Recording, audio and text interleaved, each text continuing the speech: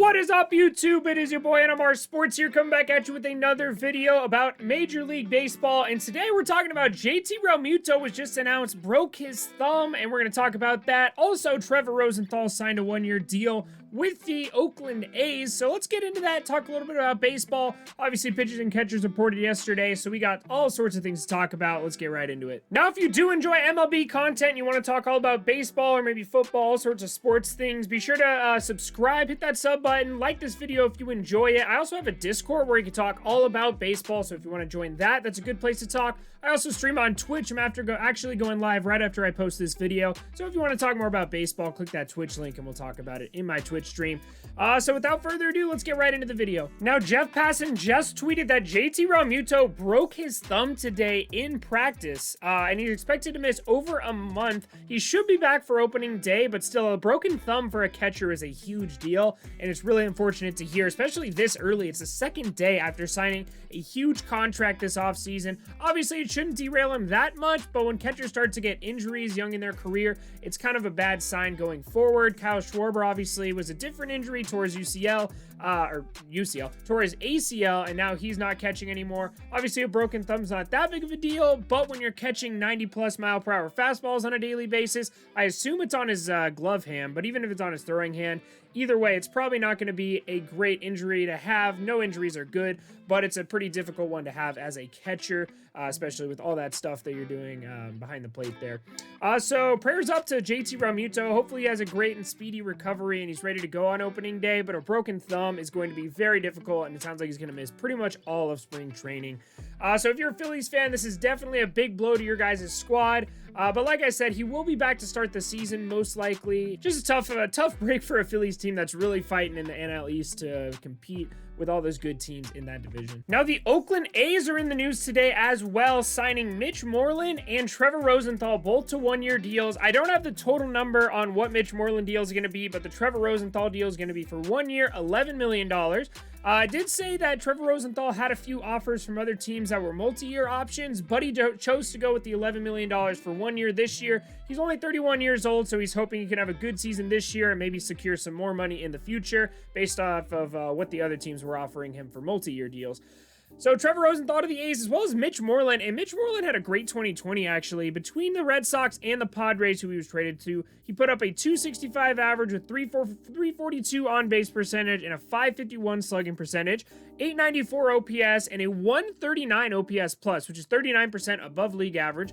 Most of those numbers came with the Boston Red Sox, He had a .209 OPS plus with them, 1,100 OPS, which is ridiculous in 20 games that he played there. And then in 22 games with the San Diego Padres, he completely fell off a cliff, had an absolutely awful time there. 66 OPS plus, 609 OPS.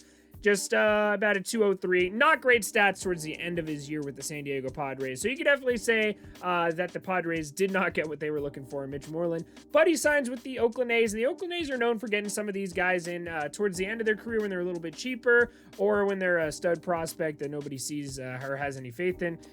So who knows? Mitch Moreland could be a pretty good fit for that team. I assume he's going to be their new DH since they shipped out Chris Davis and they have Matt Olson, who's an elite defender over at first base. So I do think it's a pretty good addition for them. Definitely get some power, some left-handed bats in that lineup other than Matt Olson.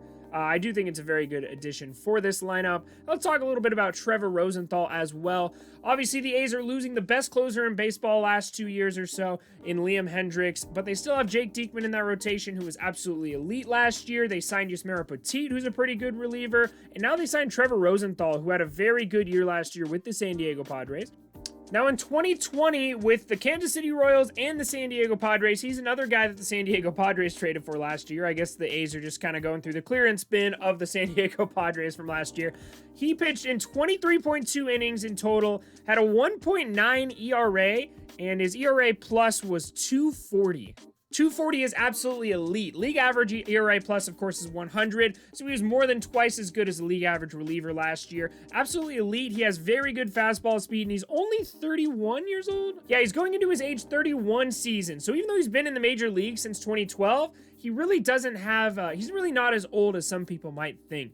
So Trevor Rosenthal, I think, is a very good addition to this Oakland A's bullpen, and I think he's going to make them probably at least a second-place team, but you know, they're the Oakland A's. They could always sneak into first place. They're kind of like the Tampa Bay Rays in the AL East, just on a smaller scale in a worse division. So I really think that these are two really good moves for the Oakland A's, and I think they might have a great 2021 season. I'd count them as a sleeper team to make the playoffs next year. Now, also announced today, the Toronto Blue Jays, which last year played all their spring training games at one of their minor league fields. I think it's in New York. I'm not 100% sure. This year, however, they're going to be playing right across the street from me here in Florida, Dunedin, Florida, something like that. I have no idea where it is personally, but who knows? Maybe I'll get to vlog some Blue Jays games. I'm definitely going to be at a lot of Rays games this year.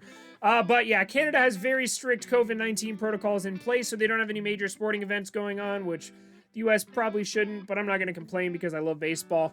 So at the end of the day, the Blue Jays are going to be in Florida this year. They were in New York last year. Hopefully, they'll finally find their way back into Canada sometime soon. But that means I'm going to be able to go and see guys like George Springer and stuff. And we're going to have another baseball team here in Florida with very weak fan bases. So it'll be a very interesting time for the Toronto Blue Jays, but we're going to have a lot of baseball here in Florida, so I'm very excited for that. Personally, I'm sorry, Blue Jays fans, if you're a Canadian local or you have season seats to the Blue Jays, it's probably going to be a little bit tougher to go find some games, but I can promise you we'll take good care of them here in Florida for the time being. Now, with all the excitement going around with the pitchers and catchers reporting, we're seeing a lot of bullpens being tossed by guys. I actually saw a video of Alex Cobb pitching today. He looks a lot like Garrett Cole in this video. I'll put it on the screen right now. You cannot tell me this man does not look like Garrett Cole in this video. Obviously, he doesn't pitch anywhere near him, but looks a lot like him. We saw Aroldis Chapman throwing a flat ground to Gary Sanchez, and Gary Sanchez saying his hand's hurting because he throws so hard.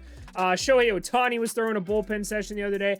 I am absolutely excited for this year, and you guys should be too. Let's get excited for the 2021 baseball season together. Tell me what you are most excited for in 2021 in the comment section. If you made it to this point in the video, thank you guys so much for watching. I will see you all in the next one. Be sure to check those links out in the description. We also just released a new episode of the Diamond in the Rough podcast. That'll all be in the description below. So thanks again so much for watching, guys, and I will see you all in the next video.